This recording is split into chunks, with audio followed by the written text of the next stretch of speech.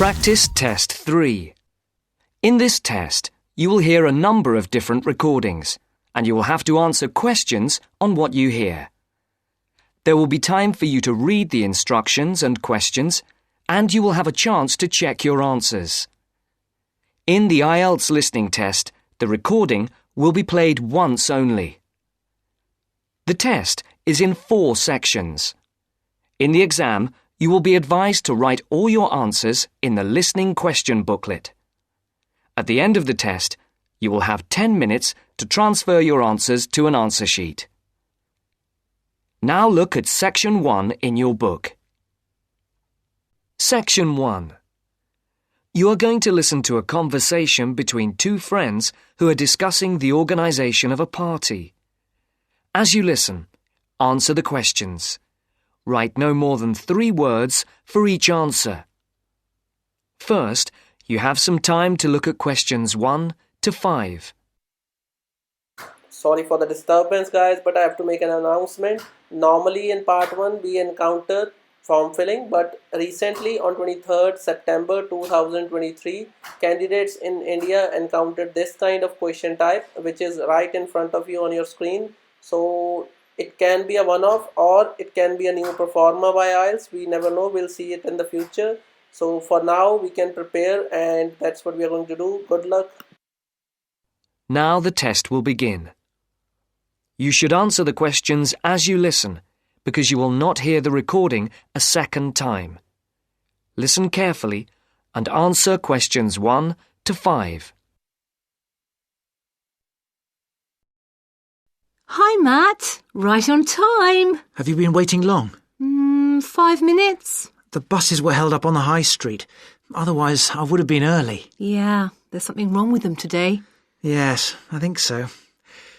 OK, what shall we do? Shall we go and have a coffee? Yeah, that would be nice. There's that place on the corner over there.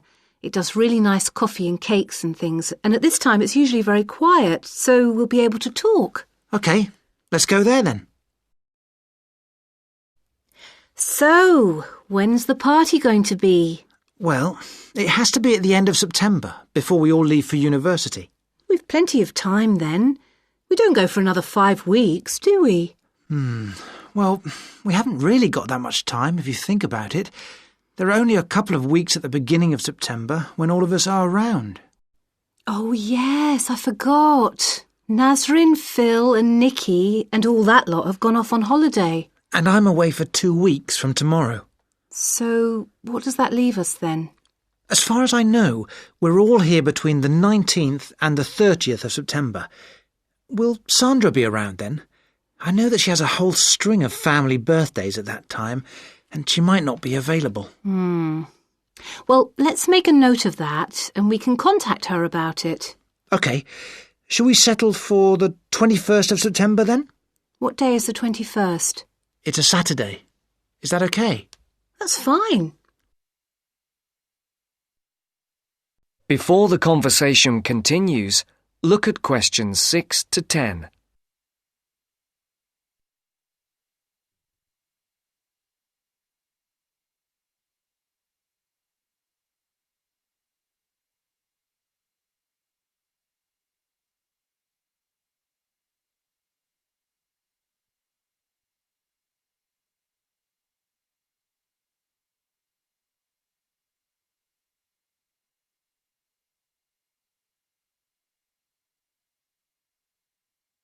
As you listen to the second part of the conversation, answer questions 6 to 10. For these questions, there are 3 alternatives, A, B, and C. Decide which alternative is the most suitable answer and circle the correct letter. And now for the tricky bit. Where are we going to hold it? Well, I spoke to Nikki last week and she volunteered her place as they have a huge house and garden. Oh, fantastic. Will her parents be around? Yeah, I think so, but she said they won't mind. Oh, right. Well, my parents wouldn't like it at all. Nor mine. But is it definite? Yes. When I spoke to her, she said it was definitely on. I'll just have to confirm the dates with her. We thought it would be one weekend in September, so I'll just have to make sure that one is okay. One thing Nikki suggested, we could have a daytime party, as we could be outside if the weather is fine. Oh, wow. How far out does she live? It's not that far. Do you know where West Road crosses the bridge? Yeah. It's the first house on the right, with that huge drive up to the front door. Oh, right. I know exactly where it is. The road is off the A33 and runs north, then over the bridge and first on the right. I know it. Oh, the place is amazing. You know it has a big swimming pool. Does everyone know where she lives? Most of her friends do, but not all. But it doesn't matter, as we can put this map Nikki sent me in with the invitation. How shall we do the invitation? We can do it on the computer. I can scan the map and we'll put it all onto an A4 page. Is this the address? Can I just write the address down? It's 93 West Road, and I'll take the phone number. It's 477130. Right. There's one other thing. Yes? We're all giving £10 towards refreshments and food. There'll probably be a barbecue. Do you think that's enough? Oh, right. Yeah, that's fine. And everyone will have to help tidy up afterwards, including the boys. That's the end of section 1. You now have half a minute to check your answers.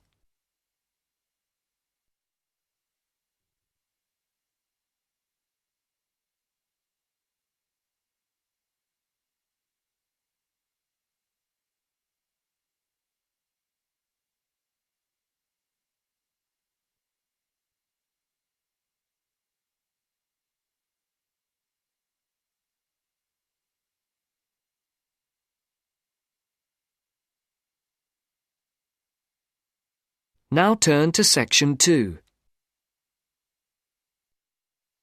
Section 2. You are going to hear a tutor talking to a group of philosophy students. First, look at questions 11 to 13.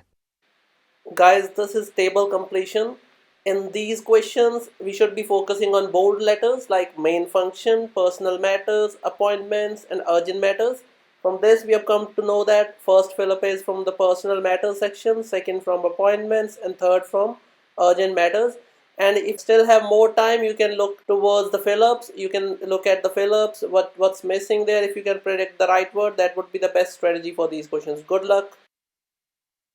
For these questions, complete the blank spaces in the table as you listen to the first part of the talk. Write no more than 2 words for each answer.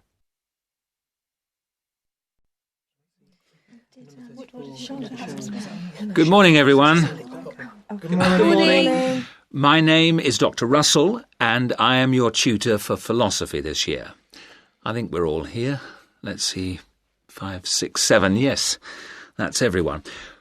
Before we look at the 3 lectures you've had on philosophy this week, I would just like to run through a few things about what you can expect of me as tutor and what in turn we expect of you. As for myself, my function as tutor is to help you in all things relating to your work in the philosophy course. The help that I am able to give is, of course, mainly academic. For personal matters, I can refer you to other support services in the university, ranging from counselling to welfare. One thing that I would point out is that if you feel that you need to talk to someone, no matter how insignificant it is, don't leave it. Oh, and the last thing is, if you do need to make an appointment, the times are listed on the door of my room. You just write your name in a time slot. But I would point out that the appointment slots get booked up quite quickly. If it's urgent, catching me between sessions is the best idea. That way we can sort something out quickly. No questions? Before the talk continues, look at questions 14 to 20.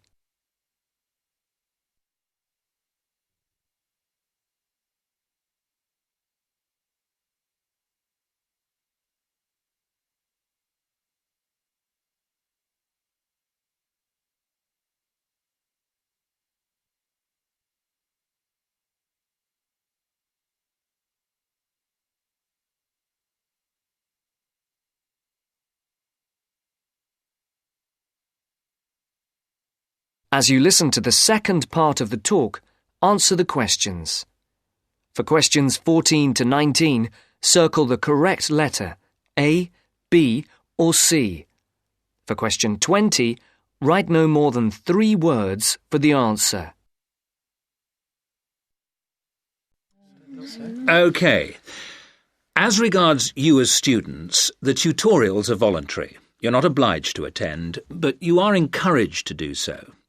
Last year, for the first time, a register was kept of students attending lectures, and this year tutors are being asked to keep a register of tutorial attendance. This is not a formal register, and not all tutors will be doing it, but in the philosophy department, all of us have chosen to keep registers. Another point that's being emphasised this year is punctuality.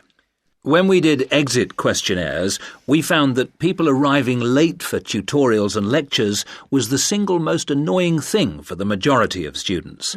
I would therefore ask you to try to be on time for the tutorials, and for all your other classes for that matter. As regards the tutorials themselves, we will have a review of the philosophy lectures of the week before, with the discussion being led by one of you each week. There is, of course, some planning involved, but you should rely primarily on the notes you made at the lectures. This will not take up the whole of the 90 minutes allocated to the tutorial. For the rest of the time, we will look at a particular philosopher, period or concept for which you will be expected to do some preparation each week. This will range from reading about a particular individual or concept to preparing a brief outline on a subject of your choice. How much you put into this depends on you, but we're not expecting in-depth analysis at this stage. Are there any questions so far? I'd just like to ask whether the work we do in the tutorials counts towards our continuous assessment, and if so, how much? I was just coming on to that point. All the work you do in the way of essays and project work that is graded counts towards your continuous assessment grades. The mini presentations and lecture discussions will not be graded, but obviously, as time goes on, these activities will, I hope, have an impact on your work and hence your scores. Does that answer your question? Basically, yes. But what about... That's the end of section 2. You now have half a minute to check your answers.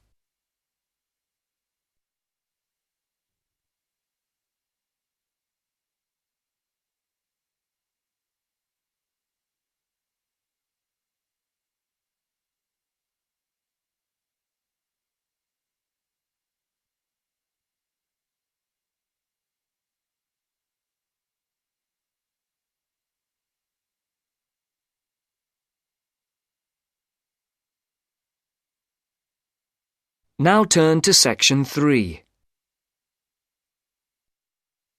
Section 3. You are going to listen to a conversation between 2 students about preparing a questionnaire as part of an essay assignment. First, look at questions 21 to 24.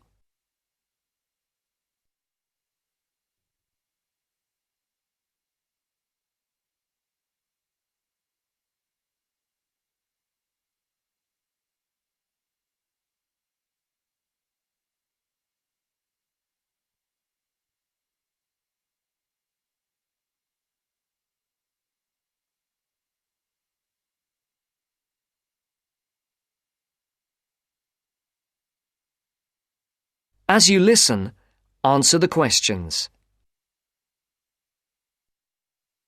I've never written an essay of more than 1,500 words before, Anne. Me neither, Mark, and it scares me. I wouldn't worry. We'll just have to pretend it's 4 essays of 1,500 words and join them together. It says here in the assignment notes Dr. Brightwell gave us that we're to write between 5,000 and 6,000 words on some aspect of students' attitudes, backed up by our own research, which we present in the form of tables, graphs, charts or whatever, and supported by reference to the list of books she gave us. Oh, I didn't realise there had been so many social science books written about students. Oh, yeah, there are a lot. And the questionnaire? Yes, We have to prepare a questionnaire to gather our own data for the graphs, etc., and hand it in to Dr. Brightwell in draft form in 2 weeks' time. 2 weeks? That's what she said, and what it says here. She says that it's better to have it checked before we go on to collect the information and start the writing. Suppose she's right. We'd better get started then. But she didn't say how we were going to put the questionnaire together. Does it say anything in the notes? Nope. It only says that we're limited to 4 sides of A4 and no more than 50 questions. If that's the case, it's not that bad. Before the conversation continues, look at questions 25 to 30.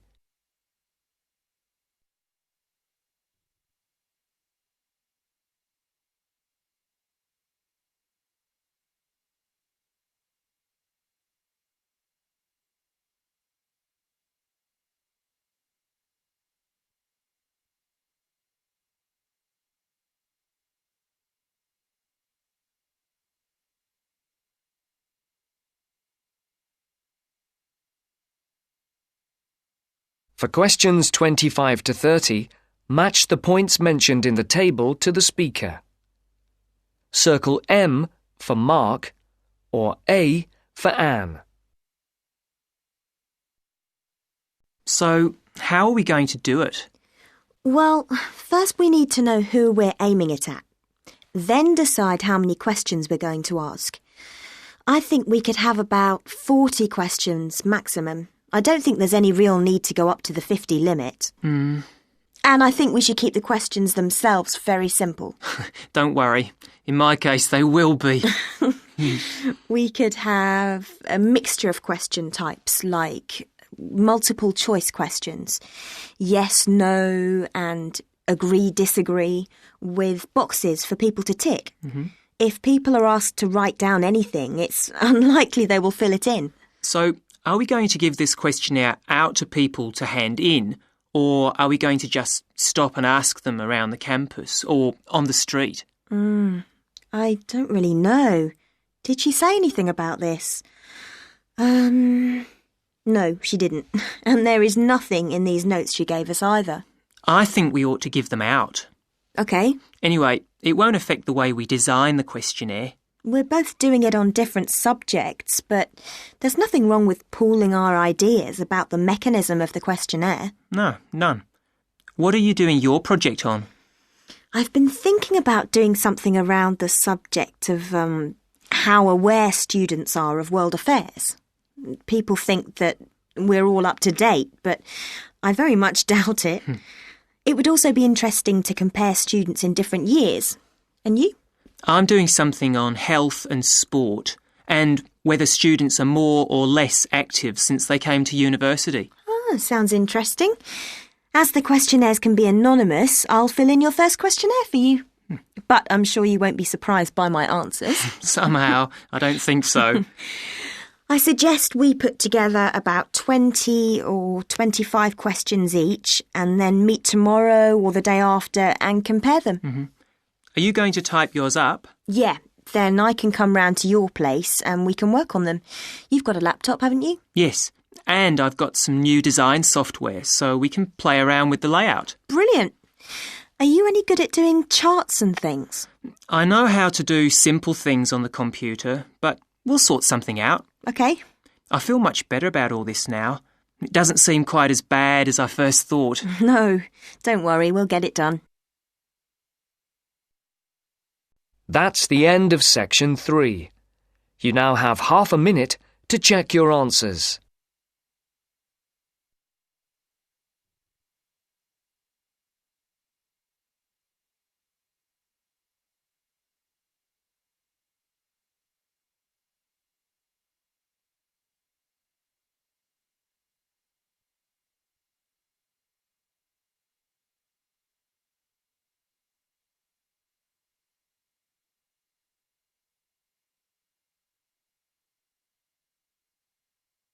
Now turn to section 4. Section 4. You are going to hear a talk on the writer Charles Dickens, given by a university lecturer to a group of students. First, look at questions 31 to 35. Note the example that has been done for you.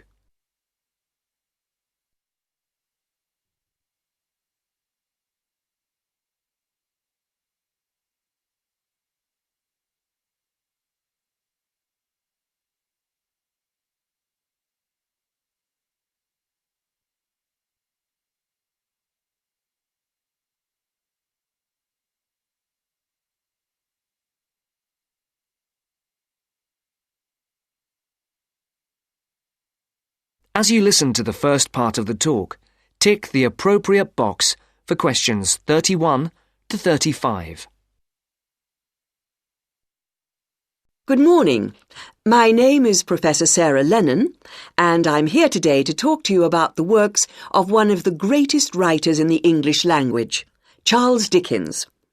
He wrote many books, and if we bear in mind that there are over 2,000 characters in his stories, we can get an idea of the complexity of his work.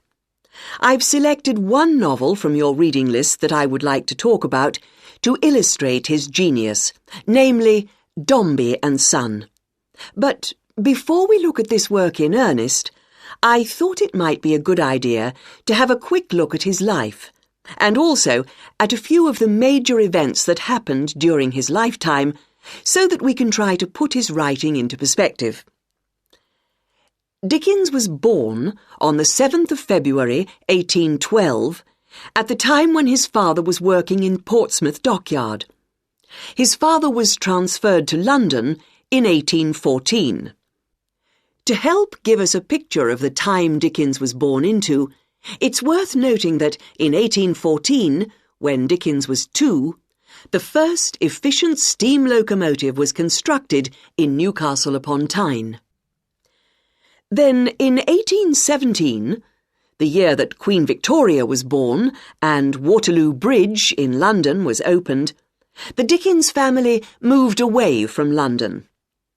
And to give Dickens' life a literary perspective, in the following year, works by other famous English writers were published: Jane Austen's Northanger Abbey and Persuasion, Mary Shelley's Frankenstein, and Scott's The Heart of Midlothian.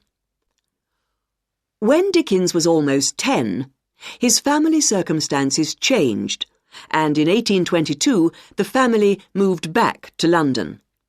In 1824, John Dickens was arrested for debt and imprisoned in the Marshalsea, near London Bridge, in London. This event had a profound effect on Dickens' writing. From 1827, Charles Dickens had various jobs as solicitor's clerk, freelance reporter, and newspaper reporter. Before the speaker continues the talk, look at questions 36 to 40.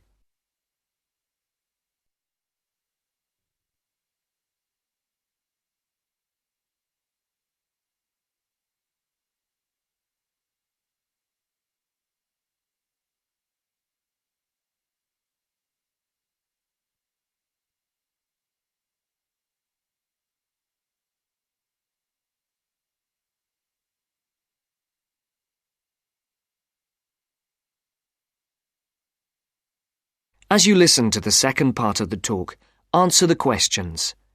For questions 36 and 37, circle the correct answer. For questions 38 to 40, write no more than 3 words or a number for each answer. In December 1833, Dickens had his first story, A Dinner at Poplar Wall, published in the Monthly Magazine.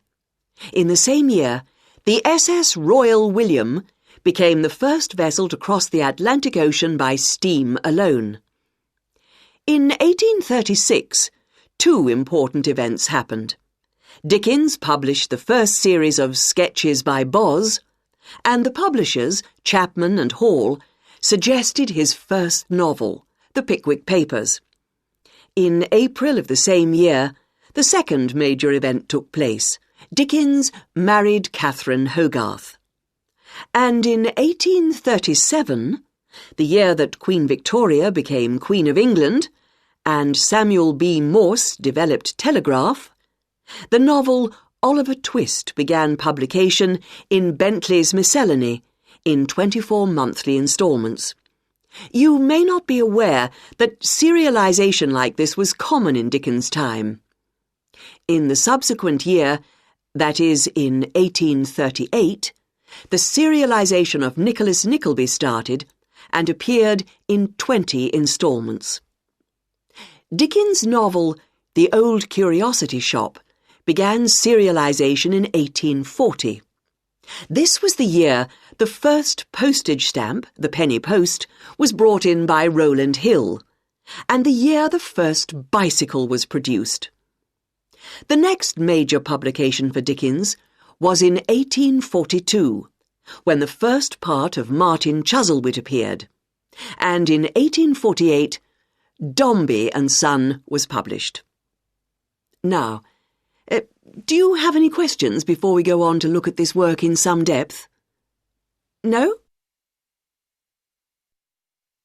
That's the end of section 4. You now have half a minute to check your answers.